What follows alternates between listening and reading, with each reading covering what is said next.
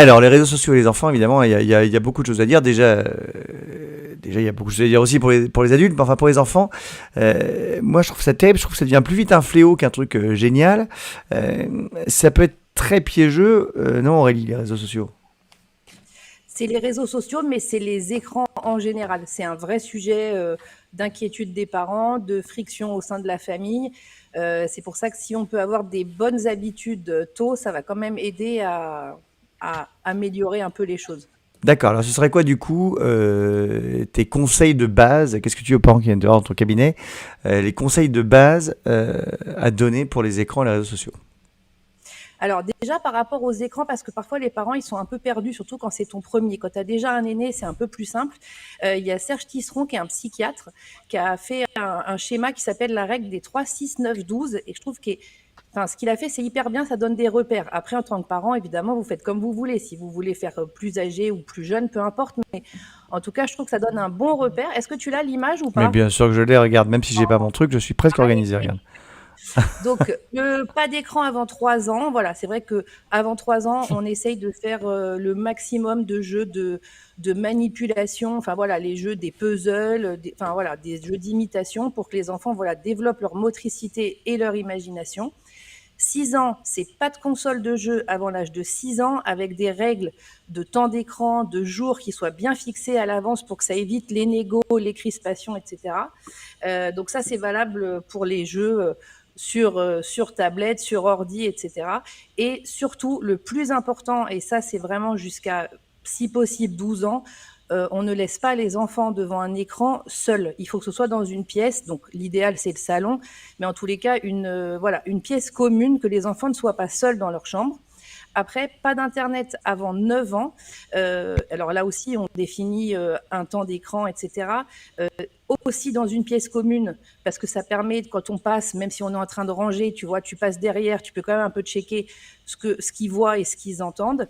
Et après, alors, si vous pensez bien surtout à paramétrer les contrôles parentaux, parce que vous allez voir que même si on tape un mot simple comme clown, eh ben, les enfants peuvent tomber hyper rapidement sur des vidéos de clowns tueurs qui leur font faire des cauchemars pendant des mois et c'est un enfer. Et je ne parle pas des images pornographiques. Même en tapant le nom de Dora, tu peux tomber sur des trucs un peu hard, donc il faut quand même se méfier. Et ensuite, pas de réseaux sociaux avant 12 ans. Alors ça, c'est la législation de quasiment tous les réseaux pour s'inscrire.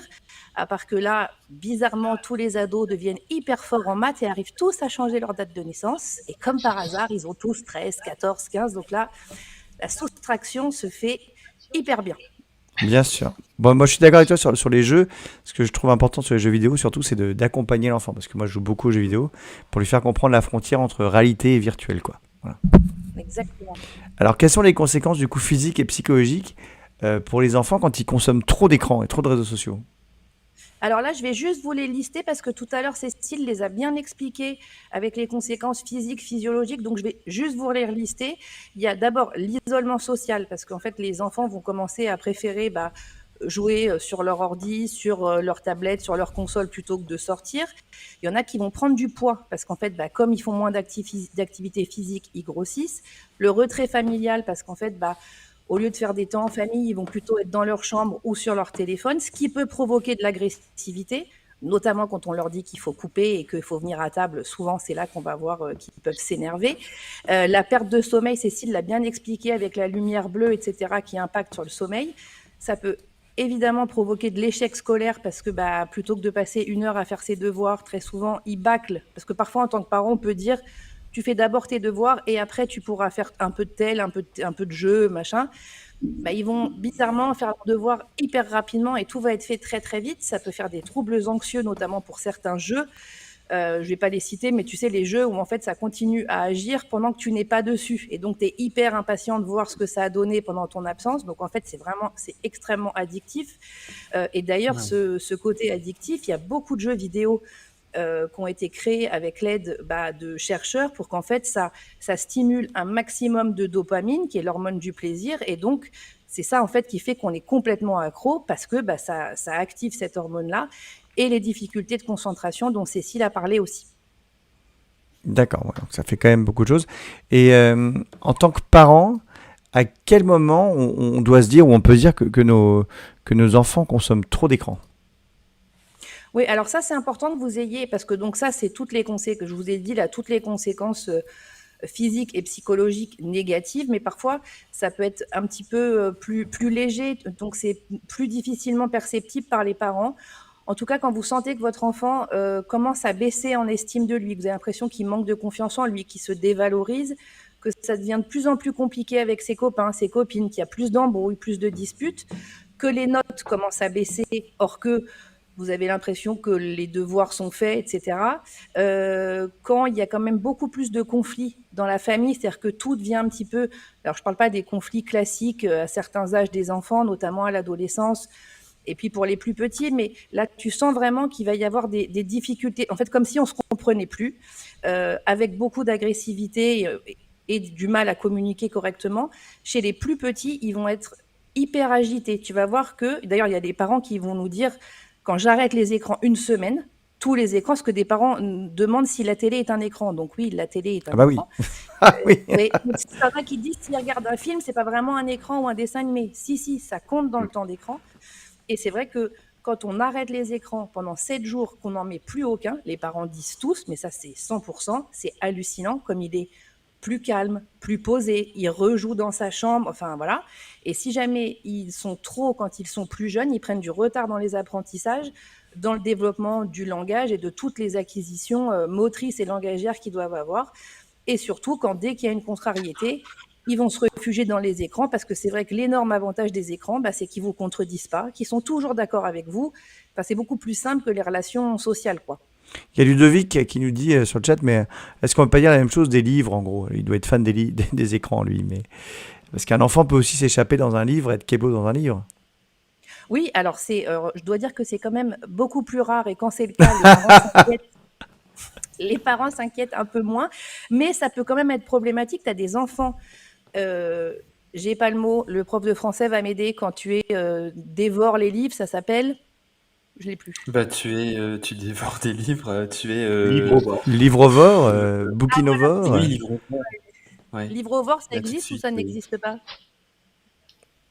Pardon? Ah, livre-au-vore, ça existe ou ça n'existe pas comme mot? Mais c'est un joli néologisme. Il y a un autre terme Ah, là tout de suite qui m'échappe. On va le ah ben, chercher ça te revient, tu avec me le mon dis. équipe intérieure.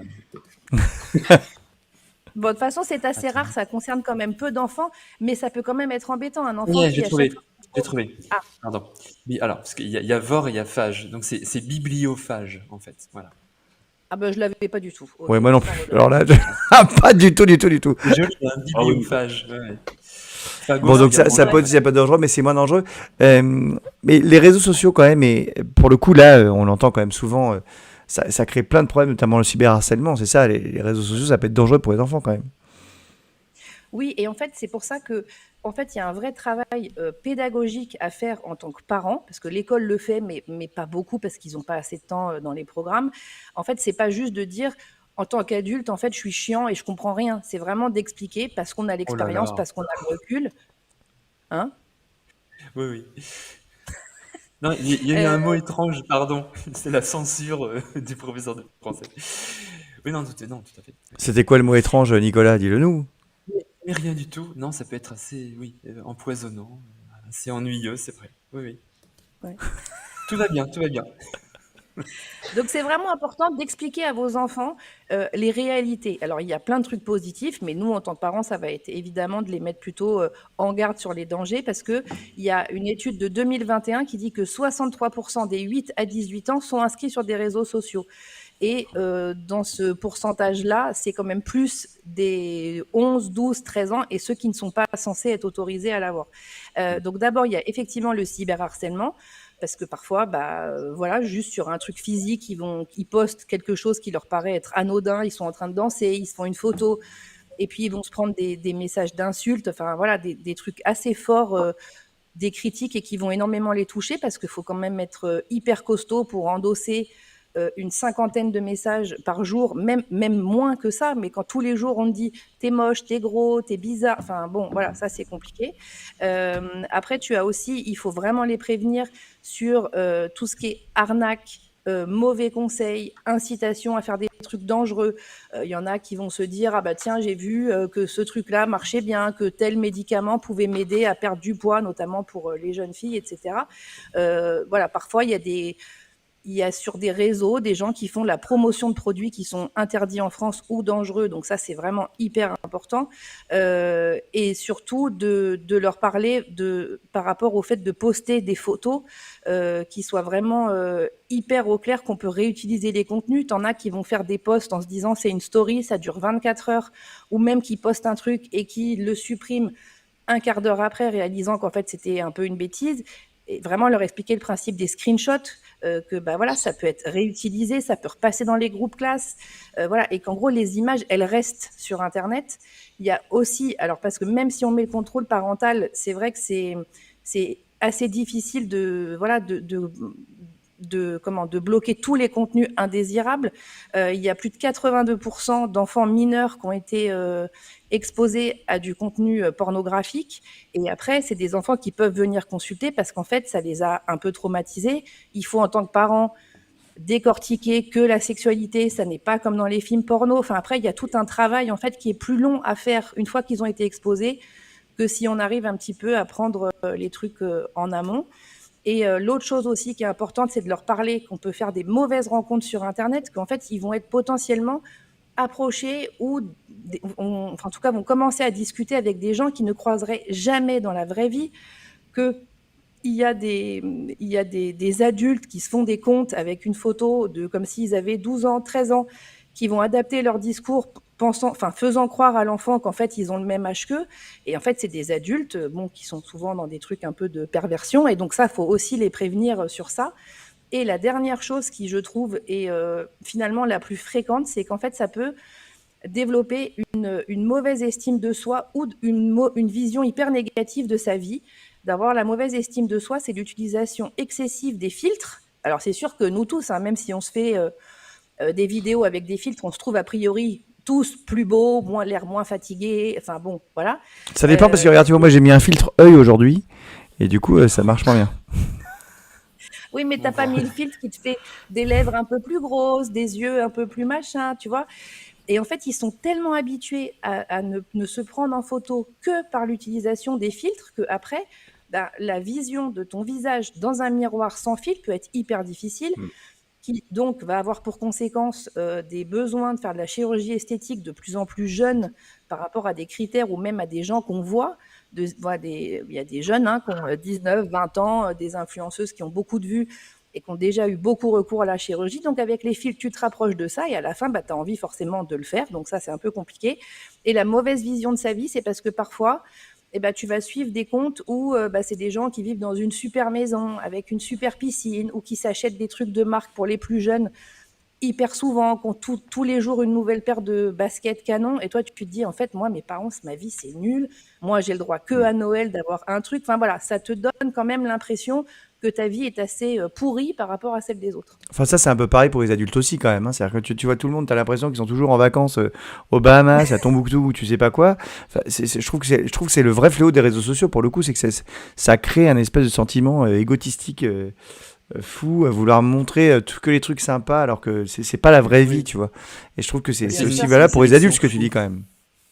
T'as un sketch de Florence Foresti que j'ai vu il y a pas longtemps qui est trop marrant où elle dit donc tous les gens font du paddle le mardi à 14h. Enfin, elle a fait un sketch comme ça qui est hyper marrant, qui est hyper bien. Bon là je l'ai fait très mal mais le sien est drôle. Non mais tu le fais très bien. Alors qu'est-ce qui se passe du coup si on constate qu'il y a cyberharcèlement pour notre enfant, il y a une solution ou pas ? Ouais, il y a un numéro qu'il faut noter, c'est le 3018, qui est en fait le numéro national contre les violences numériques. Je crois qu'il y a des psys, il y a des juristes, enfin voilà, et c'est vraiment fait pour conseiller les enfants, les parents, si vous voyez qu'il y a ou du cyberharcèlement, ou enfin voilà, c'est un numéro qui est fait pour vous aider avec une permanence. Ok, aïe, la sonnerie retentit. Nous avons dépassé le temps, on avait encore plein de trucs à dire.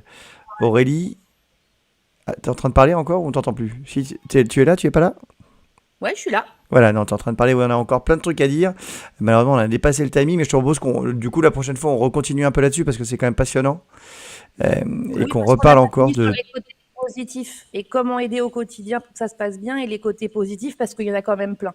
Voilà, on parlera de ça la prochaine fois et aussi comment réguler le temps d'écran. Mais c'est vrai que c'est assez incroyable ces réseaux sociaux. Si vous avez aimé le cours d'Aurélie, bien sûr, n'hésitez pas à le liker. Voilà, on va devoir dire au revoir à pas mal d'entre nous.